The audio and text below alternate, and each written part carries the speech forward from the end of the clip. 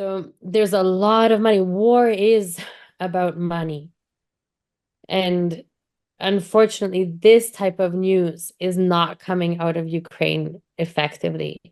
And to a certain extent, the Ukrainian government or the leadership thinks that this type of news shouldn't be going out because it's going to make Ukraine look bad. But I Right. think this type of news should be going out so that people would know how much help Ukraine really needs. The atrocities. I mean, there's stories that really need to make it out into the world about the torture, about the rape, and like the brutal treatment of little girls. Uh, it's just not coming out. It's just stuck here. Welcome back to Talking Ukraine in English. This is episode number 6, which is part 2 of our conversation with Dr. Lada Roslycky. Lada is a founder of Black Trident Defense and Security Consulting Group. And right now, one of the most disturbing things is the recruitment groups, the TTK, that are literally picking men off of the street. And I think that it's for me very difficult because I have a lot of friends on the front and inside of the armed forces, including international legionnaires. A close friend of a close friend of mine was killed last week. So death becomes something normal. You don't cry anymore. It's just like, okay, they're gone. We have to work harder. And understanding that that's not normal. The parasympathetic nervous system starts to give out. That's normal. But working and Mentioned corruption, and my understanding, uh, yeah, some people I've talked to, is that there is some corruption in the military or bad commanders in the military who maybe don't care about Ukrainian lives. And the reason a lot of men don't want to go to fight is because they're afraid that they're going to get stuck in a system that doesn't let them out, that they can't get away for breaks, that they might be put in a situation where their commander doesn't value their life. I mean, are these things that you've heard? Are these also concerns that you've heard from, men in society or general in society, or if not, what sort of corruption are you absolutely. referring to? Well, the corruption from the commander's unit, yeah, that's completely true, and it's ongoing. So, but the worst aspect for me, if we talk about men being picked up off of the street, I don't know if you heard that there was that Okean Elzy concert last Friday. Okean Elzy is a very patriotic band, and there were between 3 and 4 thousand individuals in the concert where they in Kiev, where they just shut down the doors and all of the building was sealed. The people who were leaving were confronted by the Tetsaka, the forced recruitment, and they just put them into the buses. And yes, we understand that we need to have um, more men on the front. But the level of corruption that I find most disturbing at this time is that there are three, and it's not about the commanders on the field, although it's very important. Um, there's no training. 3 years into the war, um, there is no proper training. We have over 40,000 amputees in Ukraine right now. So one of the things that my dog does, he's a volunteer with, he's just recently joined as a volunteer for amputees. Can you imagine 40,000 amputees? And it's estimated that at least 30% of them, that which are very difficult high amputees, so like where they cut off up to the hip, and that also hits the genitalia issues, um, would they're not unnecessary. It's just simply because the men and the women on the front don't know how to put on a tourniquet. So that whole procedure of taking a civilian off of the street and putting him into the army, into the training, Uh, you can't get sufficient training within maximum 2 months, what they get maximum, and put them onto the front lines of a war that this world has never seen before. And there's so much corruption in who gets who is forced to go and who can pay to not go. And the recent 2, 3 weeks, we've seen a shocking, like I was shocked that over $500 million was identified in one group that was signing fake documents for men, health documents, claiming that men are invalids and can't go to war. That having been said, the other side of the coin is that there are genuinely injured, very ill warriors who should be taken out of the war, and they have to pay bribes to get the document saying that they're invalids. So that is one of the most insane components of the corruption that's happening in Ukraine right now, because if Ukraine had the proper training, if Ukraine, I mean, to this day, the volunteers are buying shoes, buying food, buying gear, buying optics, buying drones, buying like, and I don't only mean unmanned aerial vehicles. We're talking about drones for mining or demining, all sorts of drones. And why is our civil society retired?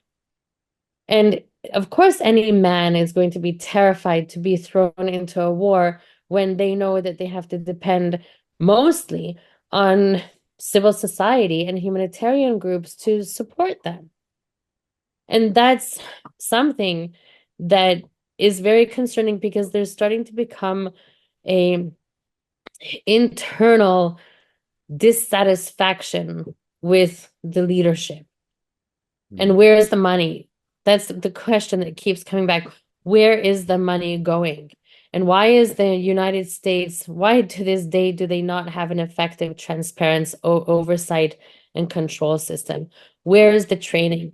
Why do we have Americans, British, even Serbians, for heaven's sake, Colombians coming in and doing medical training?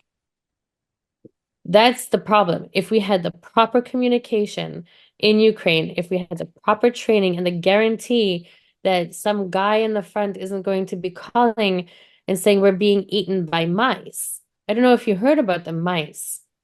Did you hear about the mice, Damian? No, no. No. Hmm. Last winter was really bad. And this winter is predicted to be even worse because of, particularly because a lot of the cornfield or the fields at all, like the agricultural land, isn't being worked, and the men are in trenches. So the mice are now moving into the trenches. And I was shocked to hear that they're not only nibbling on the boxes of food, but they're eating helmets. They're eating men's hands. So last year, what we were doing is looking at how can we kill the mice in the trenches? And we're talking about millions of mice that are eating everything in the trenches and they're defecating in the trenches. So we were looking at ferrets, we were looking at cats, we were looking at dogs, and really using World War I technology to support the men on the front.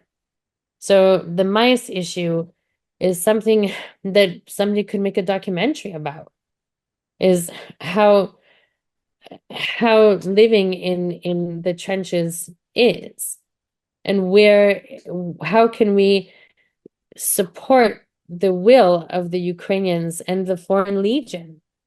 I mean, the foreigners coming here, okay, there are some nut jobs. I'll give you that. Some like real serious nut jobs that come here. But most of them, and I had some of them living for a few months in my house. They're genuine experts. They know what they're doing. They came because they believe that Ukraine is fighting for democracy. They understand, but they don't. I mean, their payments are they don't get paid, or they get paid with a delay of 3, 4, 6 months, and then they think like Ukraine's Why is screwed. that? Why is That's a that? really good question. It shouldn't be happening. And this communist legacy, the bureaucracy, is astounding. And the men who die in the front, they have this technology of calling missing in action. So we know that, let's say, a body of Mr. N is there in the field. We have witnesses. He saved 3 lives. This is actual, this happened 2 weeks ago. But since an American fellow, actually.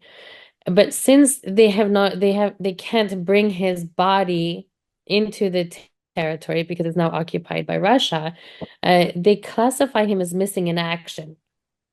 And by being classified as missing in action, they don't get the money that they're supposed to be receiving. And we have so many missing in action, let alone the Foreign Legion or the International Legion. So there's a lot of money. War is about money.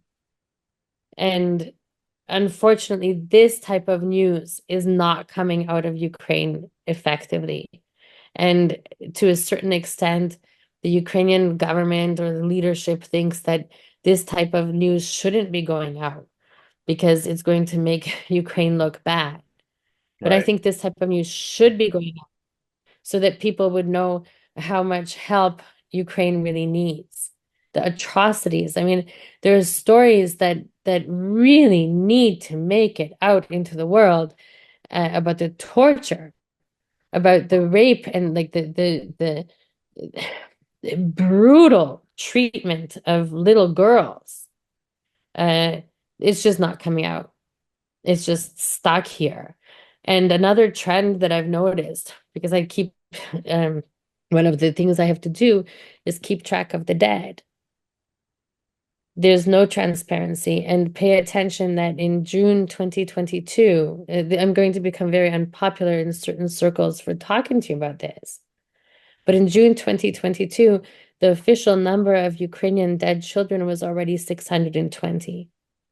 And now the official number from the Ukrainian side is even lower than what the United Nations says. It's like 534.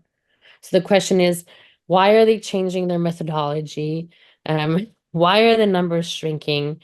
And that's very frustrating. So that lack of truth, the lack of transparency and accountability. People here, they should be, people who should be in prison are not in prison. And that's a very um, difficult thing that this government really needs to deal with ASAP. Well, is this a continuation of the corruption that's existed in Ukraine, since the early 90s, that this is just the way things are done? And if you're in a position that you can leverage some extra income for yourself, that's what you do. That's acceptable, because that's what that society knows. That's how it's always been. Um, I always had this impression that the war sort of changed that, or if someone was doing that and they got caught, that this time that there would be some repercussions or some accountability, or people wouldn't tolerate it as much as it wouldn't be tolerated as much in the past. Or is this government also part of the problem? Being in Ukraine, I would rather answer the question a little bit differently and say that I think that a part of the problem is the lack of accountability of the people who are on the sanction list in the West, for instance. There are hundreds of them that are still free in Europe. They're still free in the United States. And I think that we should be seeing more of an example being set on the way that those people are treated in Europe or Switzerland. I mean, they're running around free and they're directly related to promoting war in Ukraine, Ukrainians and Russians alike.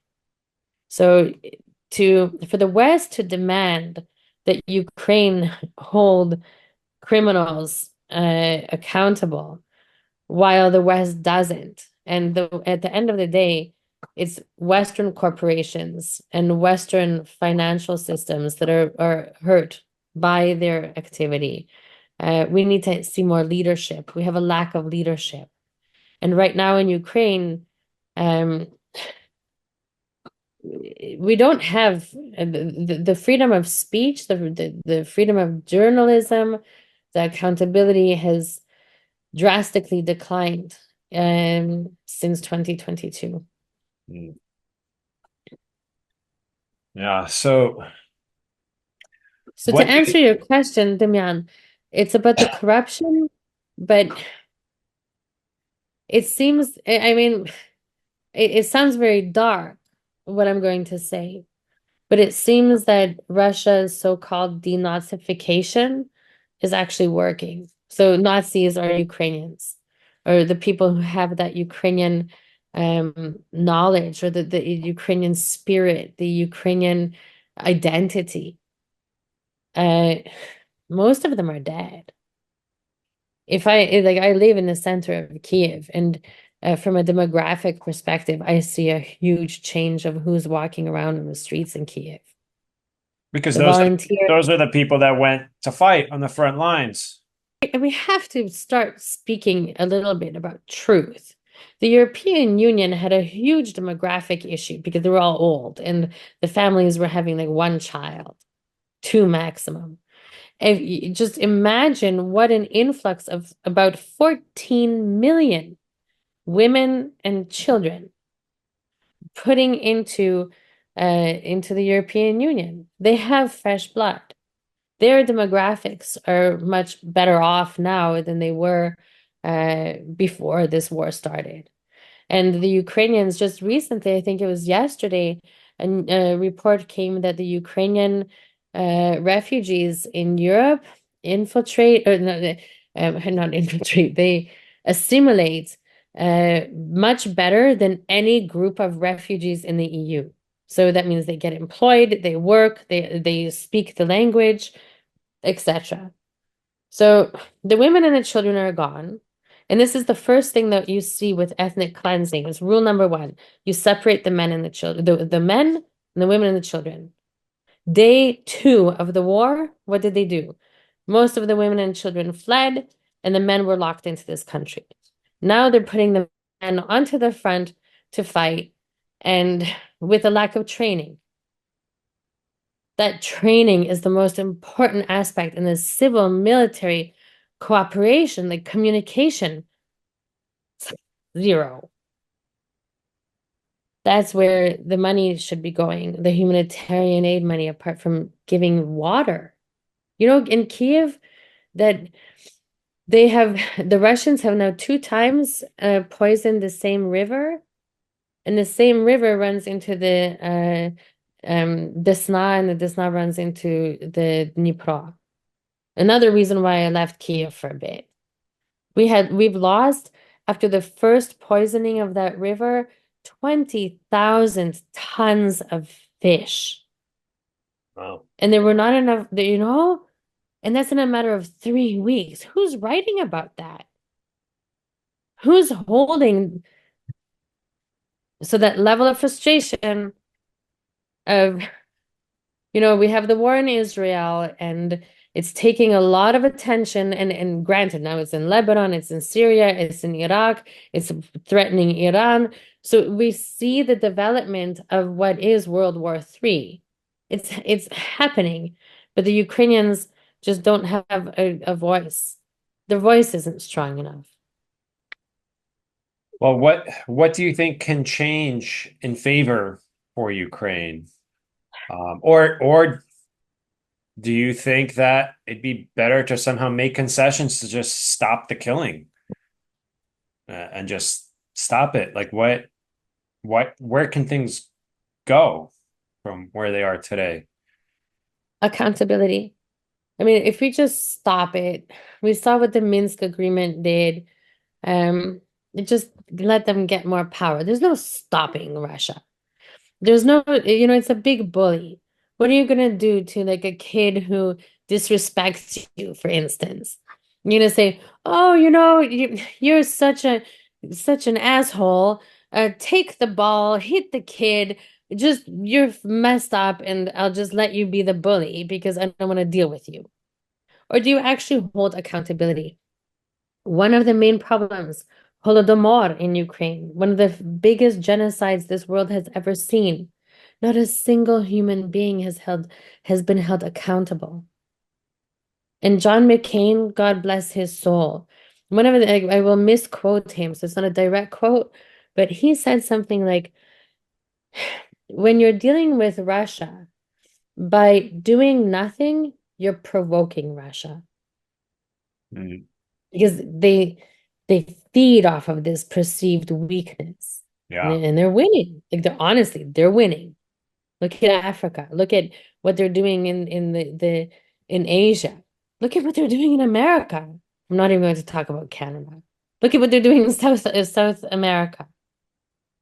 And our democracy, like you and I, kids of refugees that grew up on these stories, I don't think we're as lazy as most Americans or Western democratic kids are, or adults who don't know the value of the freedom that they have, the liberty.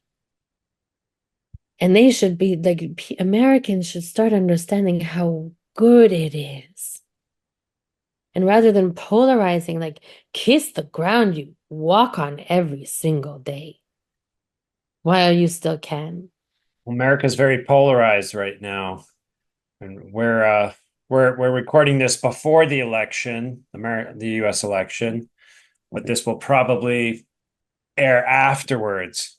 Um, do you see anything different happening in Ukraine as a result of the US election, either way, or is that probably just going to maintain the status quo? I think that there's going to be a huge change inside of the US. I think January 6th was a test run.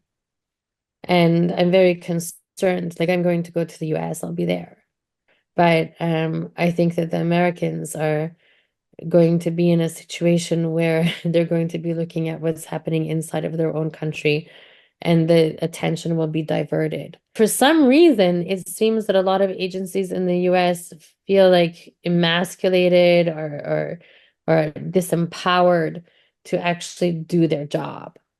And I don't know what the cause of that is, but when we had in the last year 3 top agents um arrested and brought to court for being Russian agents.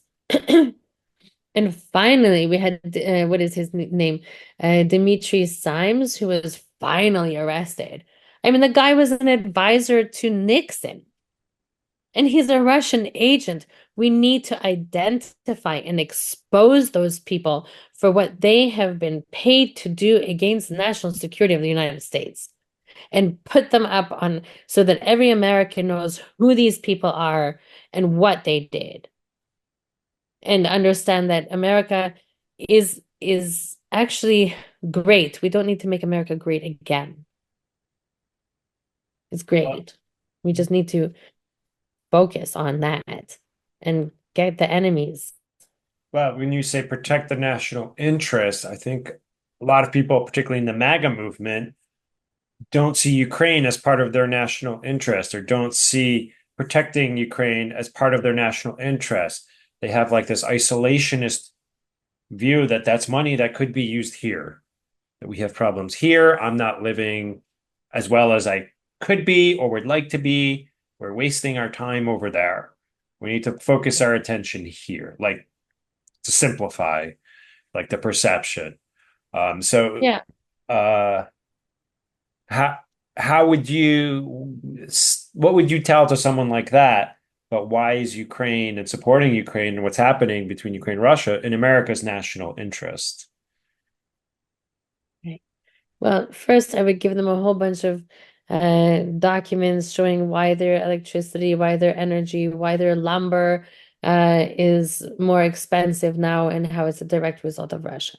So to show them how Russia's uh, global violence, which we see most prominently in Ukraine, is a direct result of their bills going up. So that's the strategic communications that's being done very poorly.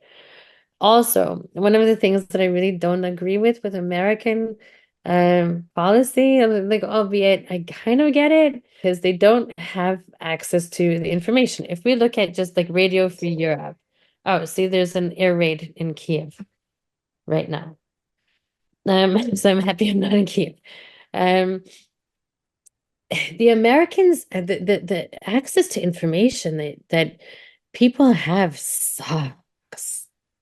It's like so local, and if we could have an American version of Radio Free Europe for Americans, Well, there's so that the NPR. Americans, huh? There's What? NPR, National Public Radio. Okay, so yeah, There's PBS, but oh, PBS is a lot of Americans choose not to like watch or listen to those programs. To those. right. So it's about what, how can we, why is the corporate world, why is actually America, the state and the state, so federally and on the state level, so, and this is where the Russians and the Iranians and the Asia, the Chinese and that group who hates us, they say they're stupid because they're made to be consumers. They don't need to have an understanding of why Ukraine is important because all the Americans need to do is buy stuff. They have to work and they have to buy stuff. And if they understand what is happening and their role, they won't buy as much. And that's that capitalism. So when we go back to the historical, communism versus capitalism, which we see coming back, these narratives, these really old narratives, where people are like, oh, Che Guevara, and we all have to love each other, and everything like has to come from the government, and we should all get money for free, um, which is communism, is put it in a black light, as opposed to this capitalism, just like work, work, work, work, work, work, work, hardly earn any money, and and pay your taxes and pay all of this stuff. And that's the polarization. And that polarization is also financed to a good extent by the Kremlin inside of the US to make people, we need to find a middle ground, something central. And I like what you said, like this polarization. It's insane. So I had two American guys living in my place. One of them was almost killed in the front. Really cool, really nice guy. And like, even though he was almost killed, he's a professional warrior. He's been all over the world. He's a Republican, and we agreed never to discuss Trump or the Republicans or the Democrats again because there's a cognitive dissonance inside of their heads.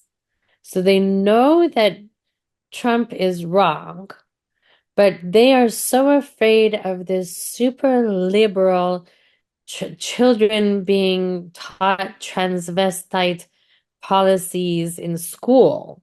So this complete left-wing um, liberalism, which they connect with communism, they see as more dangerous than the rhetoric that comes out of MAGA.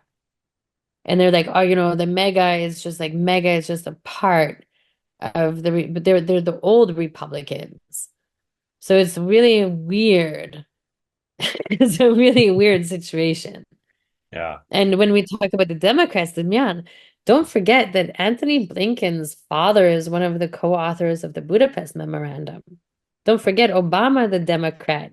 He took 145, I think it was 145 kilo of highly enriched uranium from Ukraine under Yanukovych, and he handed it over to Russia. So there are, if we're talking about the Republicans and the Democrats as it pertains to Ukraine, neither party has done what they should have done, and they have an obligation, an international duty to prevent genocide, and they're not preventing it; they're prolonging it because there's no reason that our skies shouldn't be closed. Israeli skies closed immediately.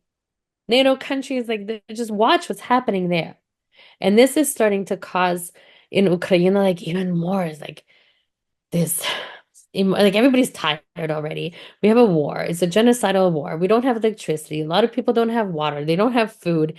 And then we see this duplicity of NATO allied states like immediately jumping to support Israel, and Ukraine is just sidelined. Ukraine has over 10,000 prisoners of war, and the attention is being put on 119 hostages that were taken. So that's this brewing emotion, and this balance is not not looking very good for the future of Ukraine. It's disheartening, and you know, being here, I guess you just feel helpless to influence the events, and you just wish there was a strong leader who would just stand up to Russia, basically, and do what's needed to be done to stop the suffering.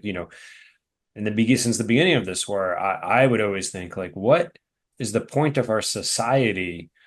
Like, where have we got? If we are so sophisticated that we cannot stop something like mass suffering on this scale, mass injustice of this type, if we're not willing to stop this, and this just becomes acceptable in our world, like what kind of civilization are we if we do have the means to do it, and we know we should do it, and it's the And right thing to do? so yeah, so you hit on something. So my company, Black Trident, I told you earlier, is like not an organization. I actually own a company that we do defense and security consulting. And one of the things, so for the defense consulting, is that we look at companies that want to come into Ukraine and develop their technologies. And without going into any details or long stories, what you just said is so pivotal because these corporations, like from many startups to huge global corporations, they come to Ukraine to experiment. They actually call it, like if you Google Ukraine, the war laboratory, they're experimenting on technologies. The easiest one to understand is drone, but there's also chemical warfare. There's a whole bunch of like radio warfare, all of this technology that they're coming to Ukraine to test, to learn how to develop it while our people are dying. You know? Well, I spoke with that with Luba in the past interview, and she works with drones, and she was sort of like being like, yes, come test your technology here and let us use it in the war to Russia. So she was sort of welcoming, these companies coming in and experimenting their stuff in a real war environment, because she was saying it's not gonna work. If it works over there in like the desert of Arizona or whatever, it doesn't mean it's gonna work over here. And but she was Right. saying like, yeah, we'll help you like test it out here. Let us use it. Let us use it to kill Russians. Well, okay, so that's just like 1/4 of the issue. But what we see a lot, mo ma majority, is that these foreign companies come in, they test, they go home and they develop. And for them to test, it actually takes a lot of time. And some men who could be on the front saving Ukraine are brought from the field in order to test these whatever technologies.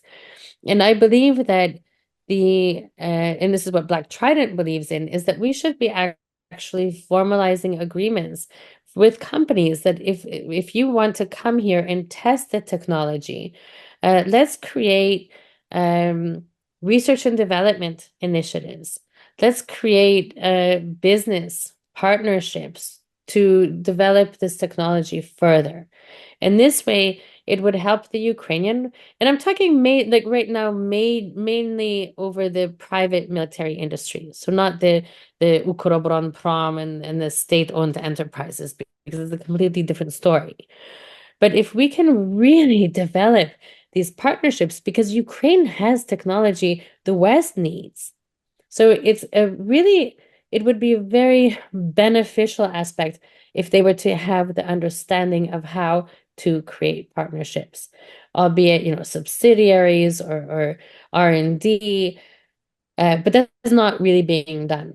on the best level. We have a lot of PR in Ukraine, but if you just like scratch beyond the surface, the curtain falls. And yeah, okay, so war is making money and Ukraine should be making money, more money from the companies that come here and promise and they don't deliver. A lot of them just say we can do this and they just don't deliver. Mm. And then they come home and So sort of talking about this military cooperation, and given that you have a NATO background, let's just for a little bit talk about NATO. Do you think it is realistic for Ukraine to ever enter NATO? Like, would an acceptable solution be like, okay, Russia keeps some things what it have, the rest of Ukraine goes into NATO, or if not NATO, because NATO is such a loaded term label, some a military alliance under another name. Could be the same thing as NATO, but call it something else. Like just create a new military alliance, like the Eastern Bloc alliance or whatever with Poland and or something of that nature. I don't know, just like what's fantasy, what's reality in this sphere of military alliances and the Ukraine's like for the future, that it seems like that's what it needs to survive. well, with all due respect to NATO, NATO is an international organization and it works on consensus. And at the end of the day, one of the reasons that Donald Trump is so dangerous is because he hates NATO. He and the Americans um fund, well, actually America is one of the wealthiest countries in the world, so of course is going to fund more. But the alliance on its own has very, very big problems. Turkey, which was actually we had a huge terrorist attack today in Turkey. I don't know if you got that. One of their defense industries was hit by a drone. And Turkey, so Turkey is kind of a pain in the ass for NATO. And I like what you said, and it's not very popular.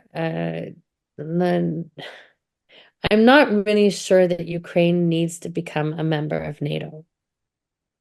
What I am sure is that Ukraine really needs to have solid security guarantees from all NATO countries and countries in Africa and countries in the Middle East. And Ukraine should look forward and learn from the problems of NATO. It's no secret that we've had at least two NATO countries hit by drones from like Iranian drones and Russian missiles. And NATO did nothing because they don't want to escalate. So the question is, how could we develop Ukraine into a sort of Switzerland? With security guarantees, not like what we see with Budapest. What happened with the Budapest Memorandum is a travesty. It's such a violation of trust. To when I like I was even in the State Department a couple of years ago, and people were telling me the Budapest Memorandum is meaningless. And I was in Europe and It different sounds countries meaningless. in It's Europe. a memorandum. It doesn't sound. Well, no, but it's not actually. But and here's where we talk about like the truth and the good and the evil. And it is broken down this way. Who in their right mind, man, would think that a country would give up like the third largest nuclear arsenal on the planet for a promise on a legal document that is not enforceable? Mm. So the manipulative, so you have a really good lawyer who's going to say, if you divorce somebody, right, and you think, yeah, I got this divorce settled and I'm getting away from that woman forever.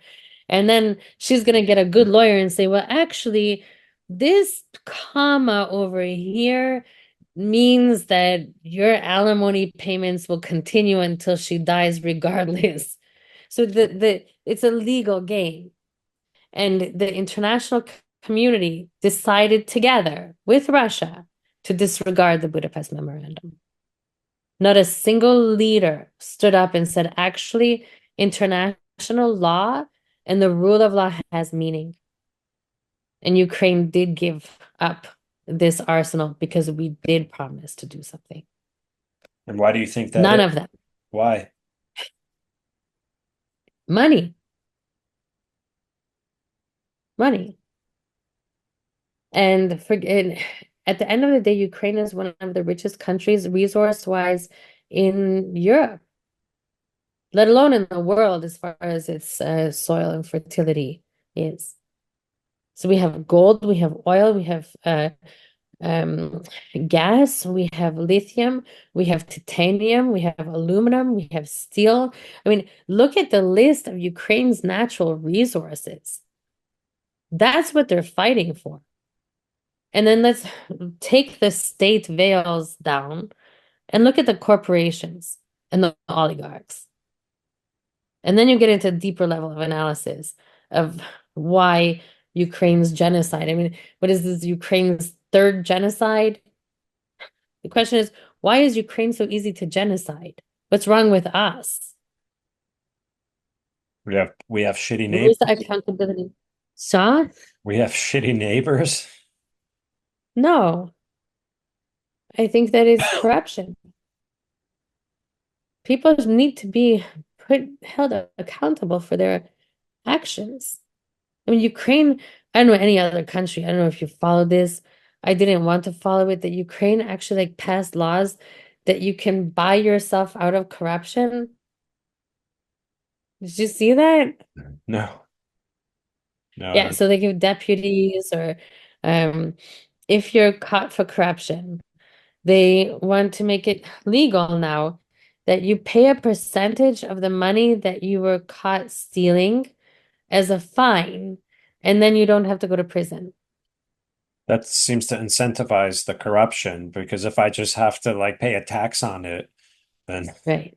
there's no reason not to do it. Right.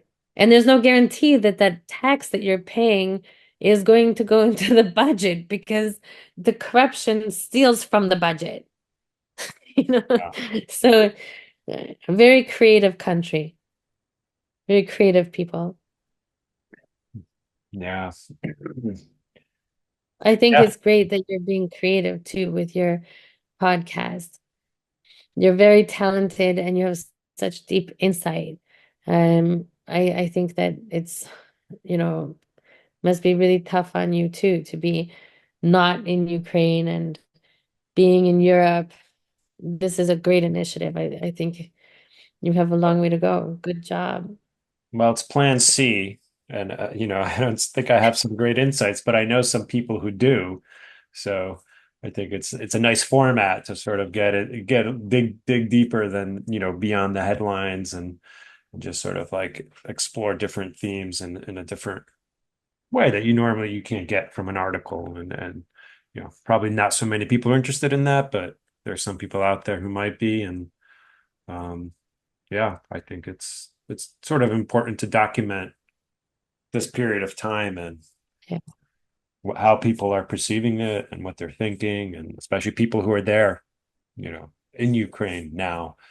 Like I always felt, there was always these analysts and speculators, but they're not there on the ground. They don't have a beat on the pulse. They're not talking and engaging with people. They're not seeing things firsthand. So, um, just want to.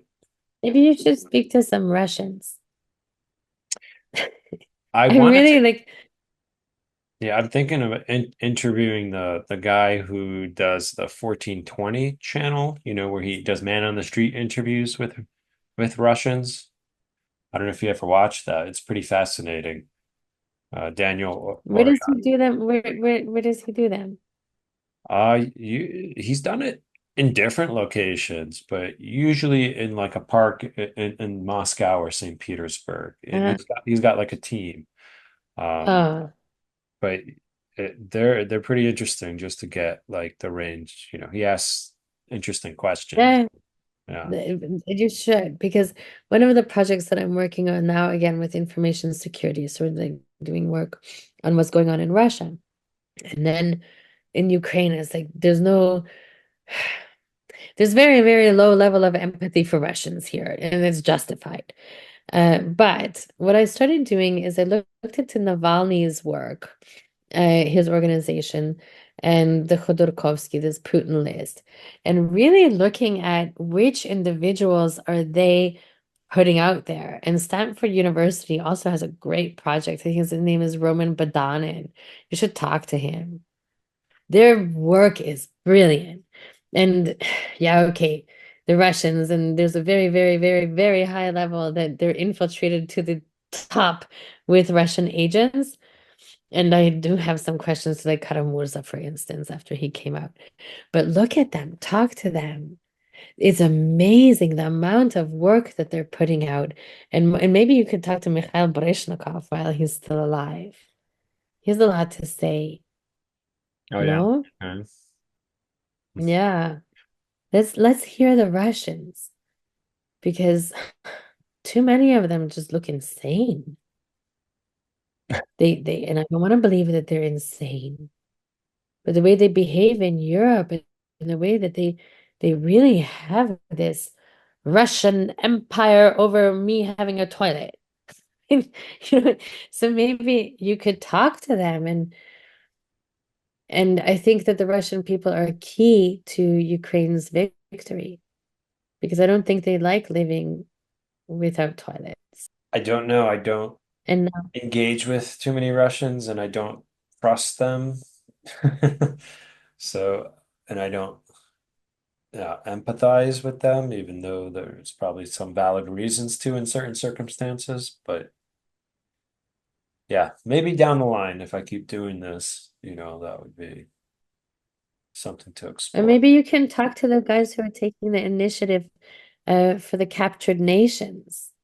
Because when I'm involved with them a little bit, um, you can take a look. I can actually send you a map of Russia where you can see all of the nations that are there. Um, it's kind of like a Soviet Union, but a mini version. Mm. And these people want freedom. They want to live on their own land. They don't want to have communication and command from the Kremlin. I don't know what percentage of those people are actually like desiring to activate for that kind of change, and how many are just, like happy to just be part of this great Russian empire. And In the last few years, 10,000 Russians have been put in prison or sent to Siberian prisons for demonstrating or speaking out against the authorities. So that's a significant number. And they said that it was even what is happening now in Russia is worse as far as the oppression than it was under Brezhnev. It's worse now for them than it was for the Soviet Union. what's next for you in the next few months? Like what will you be doing with your time, you know, towards the end of this year and beginning of the new year? I'm working on a very special assignment that is going to be presented publicly, um, hopefully by mid December at the latest mid January. And we're focusing on Russian foreign information manipulation, and it's directly related to how they are profiling NATO and the EU.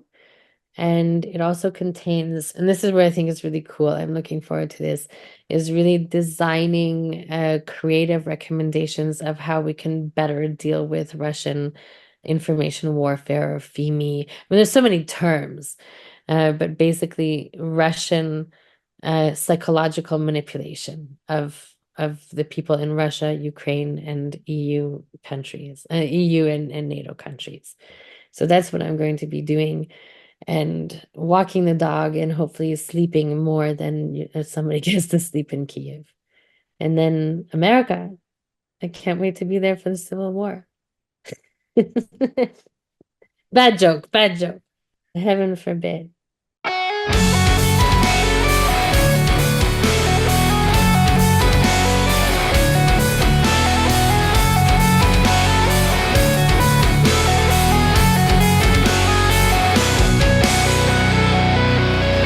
За свободу свою ставай до бою, за свою неземну ставай до бою, всі молитви тобі, ставай до бою, брами неба озвуться громом і вогнем, громом і вогнем, розбудим, поведем, до сонця вознесем буремний край. За вітри з полонин ставай до бою, за лісів білоцвіт, ставай до бою, за світання морів, ставай до бою, за зірки над Дніпром.